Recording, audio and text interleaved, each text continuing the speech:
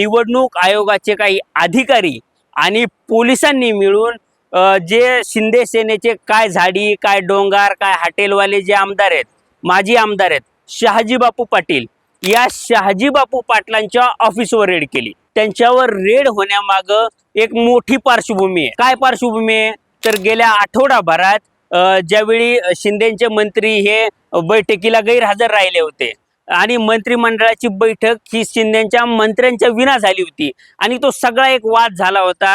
शिंदेच्या मंत्र्यांनी जाहीरपणे नाराजी व्यक्त केली होती. त्यावेळी शहाजी बापूंचं एक स्टेटमेंट आलं होतं. काय होतं ते स्टेटमेंट? तर ते स्टेटमेंट होतं, भाजपची लोक आपल्यावर जसा बलात्कार करावा तसं आमच्याशी वागतायत. आता ही खतखत शहाजी बापूंनी व्यक्त केली आणि त्याची मीडियामधून प्रचंड चर्चा झाली. शिंदे आणि फडणवीसांमध्ये आता काही आलबेल नाहीये, हे जाहीरपणे कबुली देण्याचा हा प्रकार होता आणि हा वाद किती विकोपाला गेलाय हे दाखवण्याचा हा प्रकार होता. आता लक्षात घ्या, शहाजी बापूंनी ते स्टेटमेंट देणं हे भाजपाला काही रुचलेलं नाहीये, त्यांना काही आवडलेलं नाहीये आणि त्यामुळंच त्यांच्या कार्यालयावर काल रेड झाली